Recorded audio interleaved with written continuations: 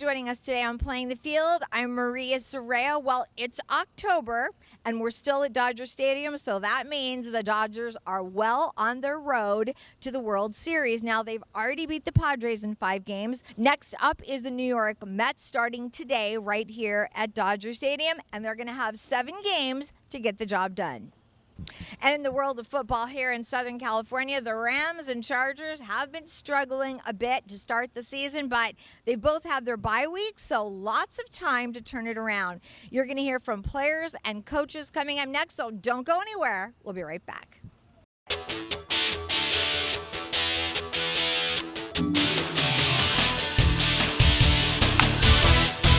We are back. Now, Mr. October for the Los Angeles Dodgers so far has been Kike Hernandez. Our very own reporter Amie Cuevas sat down with Kike, who tells us what it takes to get ready for October. So you're known for being big in clutch situations. What does it feel like when you're in the game and that's happening? Like, what is that like? I guess the best way I can describe it is that's the moment I've been dreaming of since I was a kid. And it can only go one way or the other. I can either succeed or fail, and this game teaches you to not be a failure. And I've been lucky to have some good moments throughout my career. But I would say that the best way to describe it is, this is the clutch situations are the ones that you dream of as a kid when you're in your backyard and dreaming of being a big leaguer. So I guess those are the moments that make me feel the most, where I'm like, this is what I've been wanting to do my entire life, and the moment is here, and just live the moment, be present, and make the most of it. That's awesome, and the fans definitely love it. It's great because you also put the team in a great position to win. You're kind of the ultimate utility player. You're even pitching off of the mound. How do you prepare, like mentally, physically, just to stay on top of the moves, the positions for all of that? I would say it's a lot easier now. 11 seasons into my career, but it was hard. It was challenging when I was younger, starting my big league career and having to adjust to all these different positions and get used to never like quite being fully comfortable at a spot when the team is expecting you to be as good as the guy that you're replacing on that day or in that moment. But it's been a lot of repetition, a lot of preparation, a lot of working hard in different spots on a daily basis to try and emulate feeling comfortable during the game. And obviously, with all the experience that I've had, it's gotten a little easier. And then I think the best thing I've done is not try to become the person that I'm replacing on a certain day, but just trying to be myself and just putting a little bit of Kike into that position that day, and hopefully things go well. Do you have a favorite position that you like to play out of all of them? I've been asked that question a lot lately, and I keep giving the same answer. I feel like that answer changes on a yearly basis, and then this year I've played a lot of third base and a lot more of first base than I've played in the past, and those are two of the positions that I played the least amount throughout my career. So I feel like I've playing those 2 positions a lot this year have made me confused to what my favorite position is, and I don't even know if I have one anymore. That's fair. Yeah. I mean, until recently, you had the best ERA on the team. So with Shohei not pitching this year, how does it feel to be the Dodgers' only two-way pitcher or player? Feels unbelievable. Feels amazing. Obviously, he's a little better known for that than me, but it's never too late to start. And just a little bit disappointed that my ERA went a little bit up in that game in Arizona, but hopefully I get another chance to lower it even more. That's part of the reason you're a fan favorite. You bring just a really fun mindset to the game. Not everybody does that. So how did you decide that was going to be your approach to baseball? I guess it's my approach to life. Growing up, I had a lot of issues with teachers and coaches and things like that, especially my dad, thinking that, if I wanted to be a baseball player, I couldn't have this personality, or, I had to like put it aside or hide it or whatever. And as a kid, I always said it. I was like, I want to become a big leaguer. That's my dream, is to play in the big leagues. And as I was growing up, I figured that there wasn't any other way to do it than my way. And I was just, this is the best example of me being myself throughout each and every day, and I guess this is the way that I am, not just only on the field but off the field too. So I don't really know how to be any other way. Every Dodger, every player that returns back to the Dodgers, they say that it's really special to put the uniform on. What makes it special for you? I mean, one, the Dodger white uniform is hard to beat. I think it's the best looking uniform in the big leagues. But, there's obviously from the moment you walk into this building, you have to walk through the trophy room, the Gold Glove room, and then the Silver Sluggers and all the retired jerseys and all that. So once you walk in the stadium, you kind of get you start feeling the history of the plays of the organization, and then for me on the personal side, I've lived some really special moments and really special years throughout my career with the Dodgers, and to be able to participate in 7 different postseasons and get to play in 3 different World Series, win a World Series. I think that perfectly describes why it feels special for me to put this uniform on. And you have been a part of a lot of Dodgers teams here. What makes this one so different? Like, what's different in the clubhouse this year? I mean, we got a lot of guys that we're bought in, all kind of playing for the same goal, which is to win the World Series. And I think every single one of those guys in that locker room is putting the team before themselves. And when those things happen, you start getting special results. And of course, the talent level in the locker room is probably the best I've ever been around as far as a one conjoined group. And hopefully we can go on a run in October and have a parade.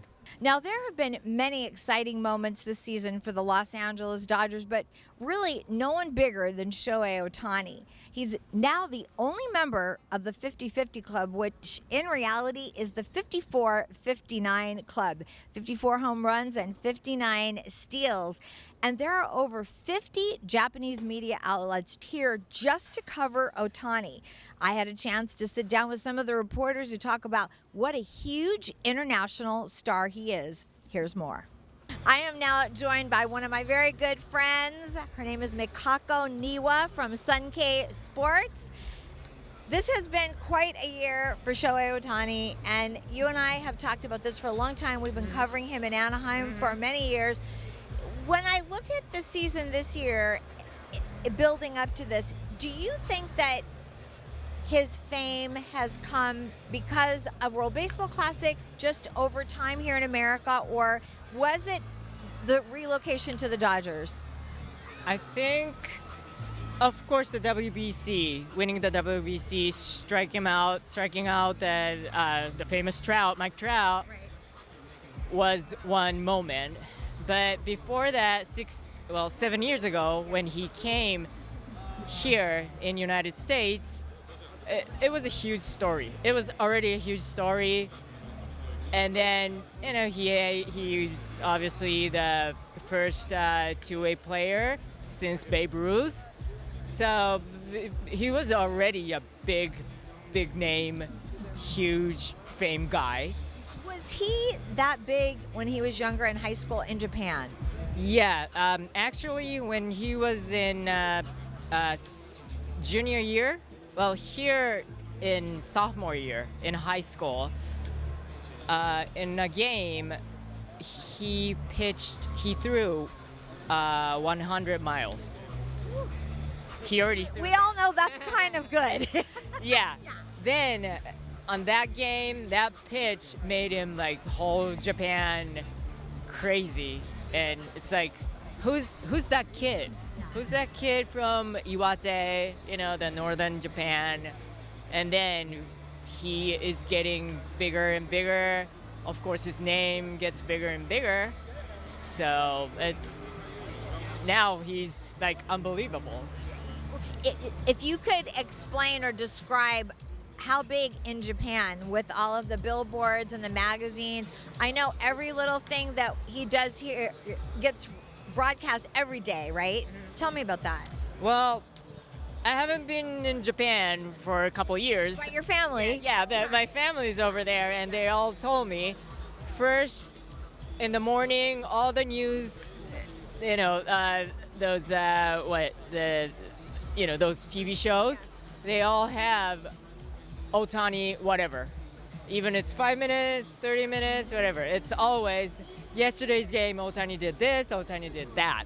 And then outside of that, like you said, the advertisement, commercials, TV commercials, whatever, everything is like Ohtani, Ohtani, Ohtani. So I don't think you're not gonna miss him in Japan. And actually, my brother's family went to Taiwan this summer, and the first thing they saw out of the airport was the huge billboard of Shohei Ohtani. And something else to consider is, I believe the Dodgers are going to Japan. Is it next year? Next year, March.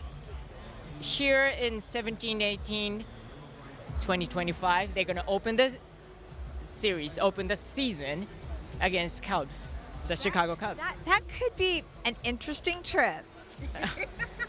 Well, unfortunately, I'm not going. I don't. We'll still be here. Well, for now, we never know, Yeah, right? We never know. We never know. But I mean, even here at Dodger Stadium, there's so many Japanese fans. Yes.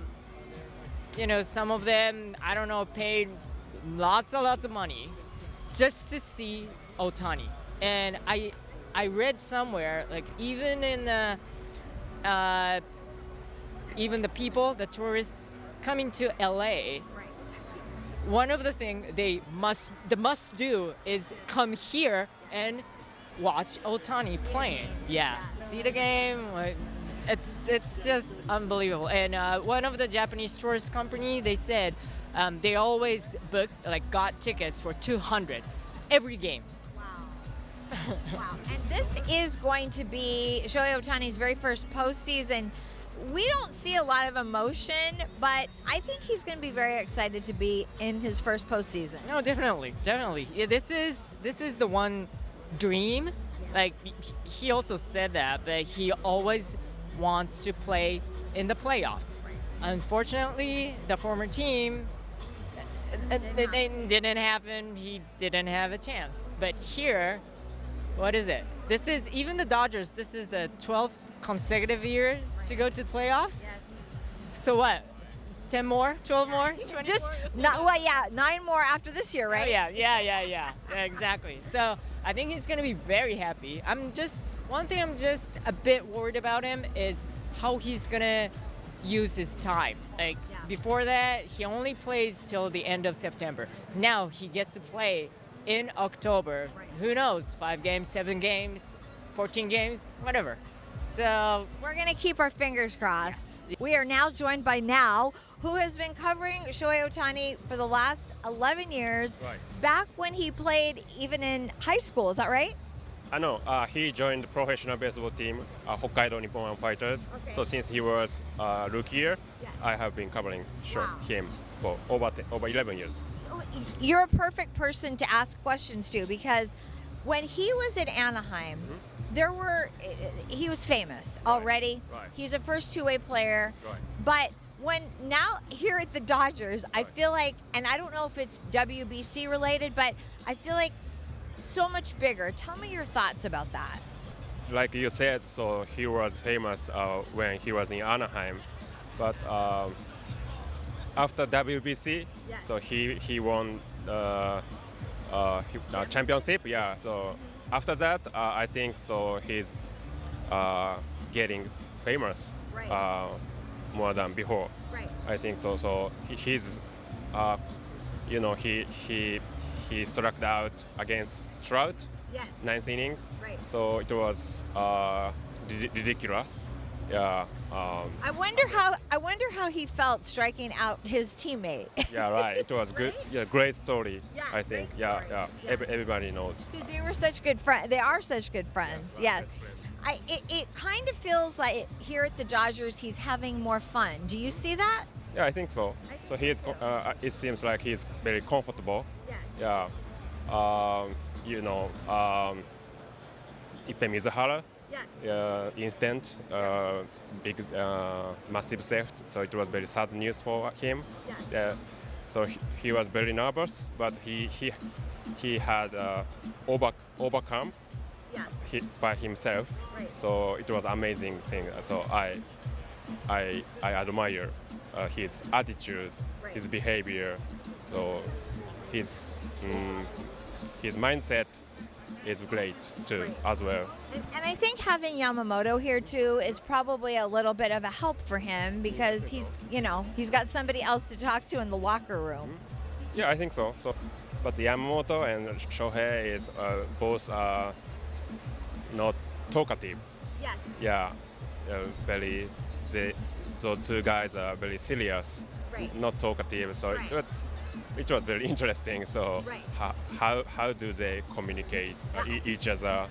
I think that we've seen Shohei with some of the other Dodger players where they sort of joke around with Yeah, him. I think so. And I think that's good for Shohei to realize, oh, okay, I can have some fun here too. Yeah, I think so he is very. He has good sense of humor. Yes, Yeah. he does. Yeah, he does. So yeah, I'm so impressed. His English skill getting better and better, much better. Yes. So better than me. Yeah. Your English is very, very good. No, very good. I hope Yoshi's English is getting better I think so in the too. future. So we see him enter a club, the 50-50 club. That had to do with the fact that he's not pitching this year. He had more time at the plate. Right. Yeah. So like you said, so this is only DH. This year is only DH. Yes. So he decided to focus on base running and hitting.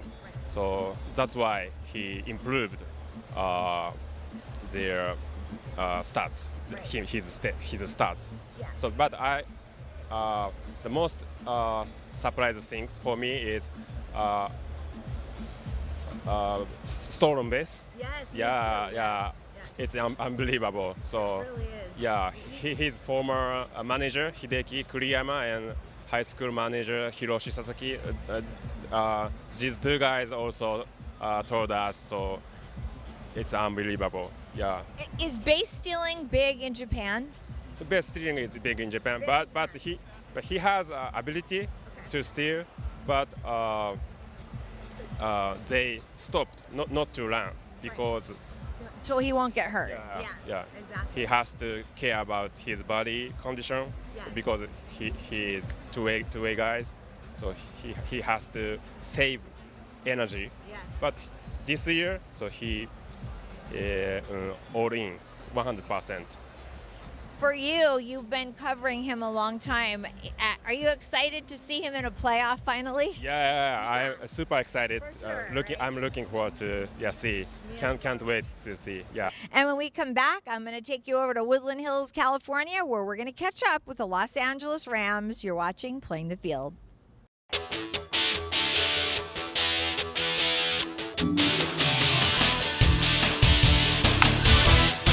Now, the Rams have had a pretty tough start to their season with just one win thus far.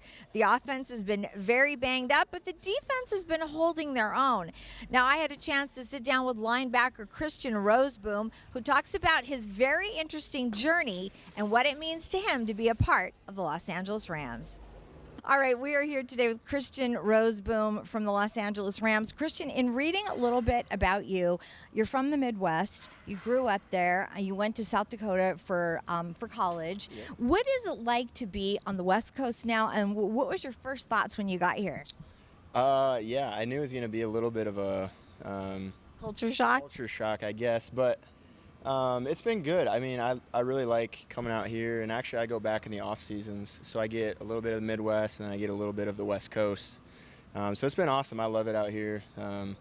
It's kind of nice calling my family in the winters and asking what the weather's like, and I'm walking the dog. It's 70 degrees out, so it's been good, though. I like it out here for sure. It's not too bad, that's for sure. You have an interesting journey through the NFL. You were undrafted.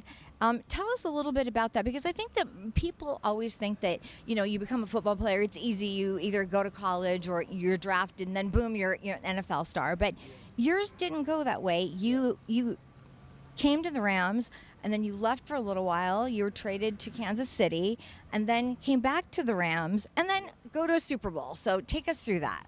Yeah, so coming out of college, like you said, undrafted, so I just had a shot here, I guess, and stuck around on practice squad for a full year. And I think that was really good for my development as a player. Just getting used to the speed of the NFL and going against the first team offense in practice every day was really good for me. Then, yeah, like you said, the next year I got cut and I went to Kansas City to their practice squad for a little bit, and then come back, play in the Super Bowl. It was just kind of, that whole year was just kind of a whirlwind for me. And then just kind of sticking around and kind of carving out a role. And I think God's just had a hand in every little thing that's kind of went on. And you never know what could have happened, but I'm just glad I'm here right now. So. Absolutely. You touched upon a couple of things I wanted to go back to. When you talk about being on the practice squad, what do you learn the most from being on the practice squad? I think for me it was just realizing what it's going to take.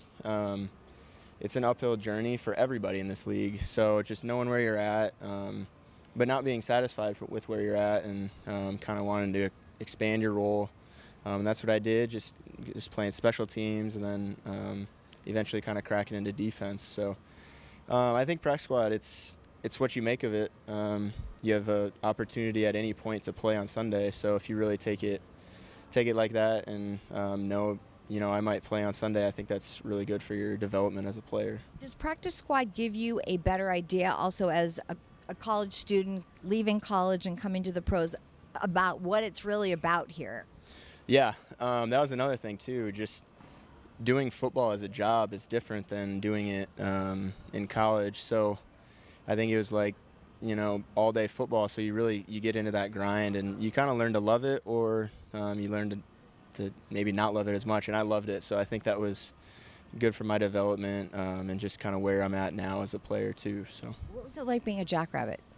it was awesome. I loved it there. I'm excited actually. Next week I get to go to a game on our bye week, so I'll be exciting for that. And it's our homecoming, and we call it Hobo Days. Wow. So I'm excited to go back for that. But it's just great people, great atmosphere for football. A lot of people never even been to South Dakota, so to come here from South Dakota, play at South Dakota State, it was exactly what I wanted out of my experience for college. So. Did your family go and see you a lot when you were playing in college? Yeah, it was only about 2 hours away, so they came. My parents, I think, came to every single game except one. So yeah, they're always there, and it's close enough for me to get back on the weekends if in the off season. So yeah, stayed close with them, which was really cool too. You've obviously come a long way since, even from the Super Bowl time, which was a few years ago now, and that year did seem kind of surreal, even from our side of the looking in. What kind of growth have you seen in yourself in the last couple of years? I think personally just how I prepare for the games. Obviously my role then was a little different than what it is now. So just kind of taking that and making it the most of every opportunity. It seems like a long time ago, but it's really not. So it's kind of cool to look back and see where you've come personally, but also as a team. And you can kind of draw back on things that we did then that were successful. And this culture is the same here as it was then. So I think that'll bring you a long ways in the end. Does the game slow down a little as you sort of get more used to it? Yeah, it does. I think you just get more comfortable. You get more confidence. You get kind of those jitters out of the way. You still get a little bit nervous, but it's more of a thing. Good nervous. Good nervous, where it means something to you.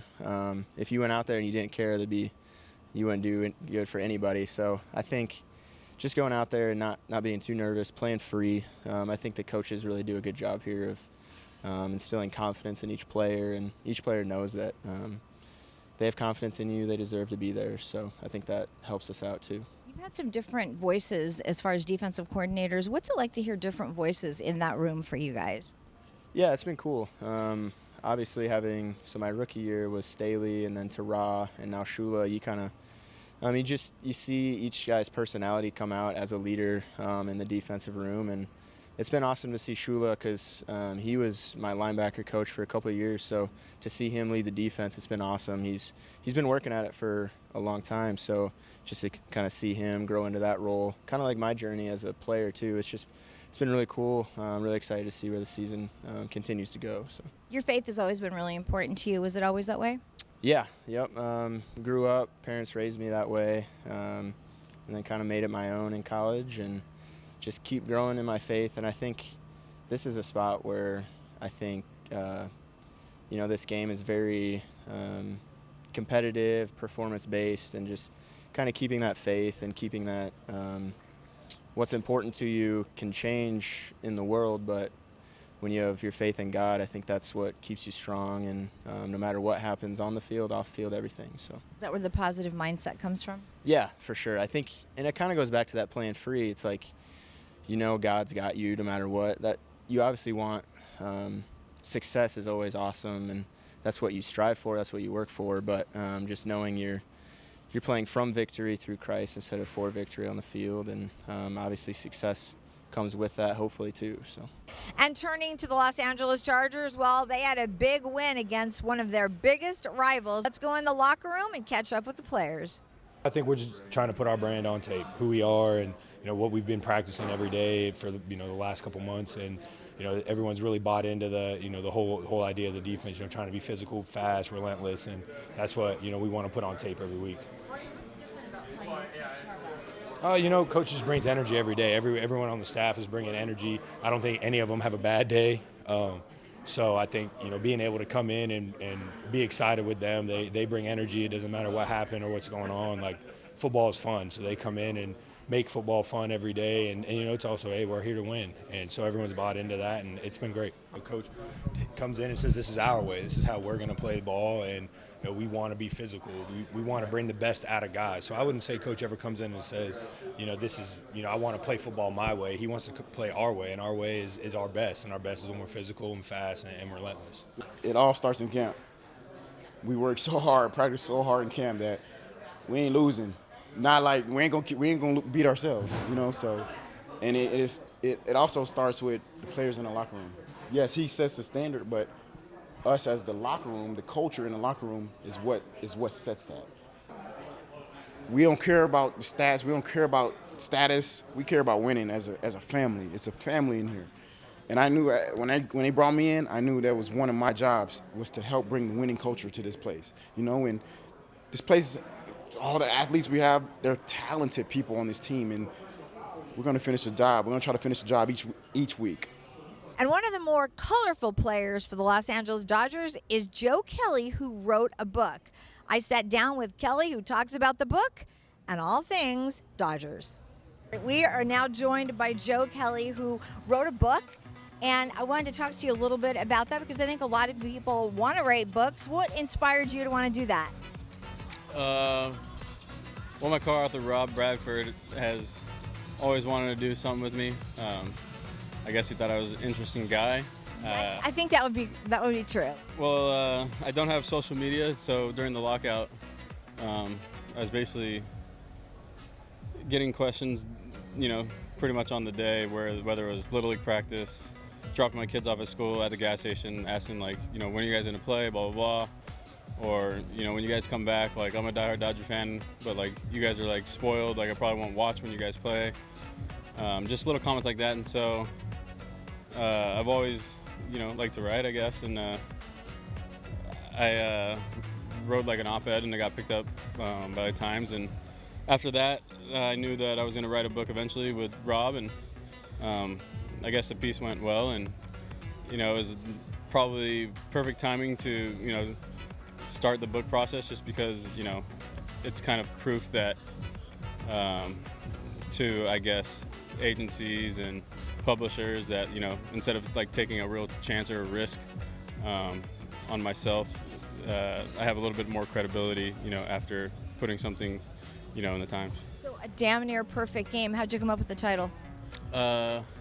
Honestly, it wasn't my title. We had a different title, and that's where publishers come in and kind of pick a title, and we go through a bunch of them, and we pick the best one, and that was just the best of the titles we had at the time. You have such a big personality, and I think for baseball, it's very rare that we see that. You sort of had a lot of different stories that you put in the book. Talk about that. Yeah, I think it's just a thing where I guess when I'm very transparent, I would say, and I speak, exactly what I'm thinking, whether it's good or bad. It doesn't bother me much, whether people think it's true or not true, or if I said something too harsh or not harsh, or like I said, it's just my personality, I guess, throughout my entire life, and I think it's good for people to see that, professional athletes or anyone that they look up to, could be an artist or a celebrity, or, to see that pretty much humanized aspect of, obviously we get play in Dodger Stadium where it's 50,000 fans a night, but to humanize the aspect, the only difference between me and a fan, or me and someone who looks up to myself as a baseball player on and off the field, is just that, I got blessed with a talented arm. So it's one of those things where I try to connect on a level where, it's me just kind of being normal. It's not like I'm blessed to be 7 feet tall. I'm 6 foot, 175 pounds. In street clothes, I look like everybody else sitting here. So I think it's important for myself to get the point across, that, we're all human and regular people. You know what? Your personality is so much fun. We love watching you out on the mound too, because like you said, you're not afraid to even show some of your emotions out there, which I think is fun. Yeah, the way I behave is obviously never planned, and I never second guess, my antics or my emotions, or the way that I'm I guess behaving in a sense. It's just genuine me out there, and You're just Joe being Joe, right? yeah, exactly. It could be having fun. It could show anger, passion. We go through a lot of emotions out there. Baseball's hard and tough, and sometimes people are like, hey, you make a bad pitch, don't show that it's a bad pitch. But I mean, they know that if I give up a homer, like they know like I'm not happy, right? Like everyone knows no pitcher's happy. So if you show some emotion being mad, like it's normal. I think it's normal. Absolutely. Well, right now a lot of people are having fun at Dodger Stadium, and they're showing a lot of happiness out there. Oh, yeah. Joe Kelly, thank you so much for spending a few minutes, and go get his book. I hear it's great. And we want to wish the Los Angeles Dodgers good luck as they navigate their way, hopefully, to the World Series. All right, that will do it for Playing the Field today. But remember, you can watch the show whenever you want, 24/7 at playingthefieldtv.com. I'm Maria Serrao, and until next time, go Dodgers. We'll see you then.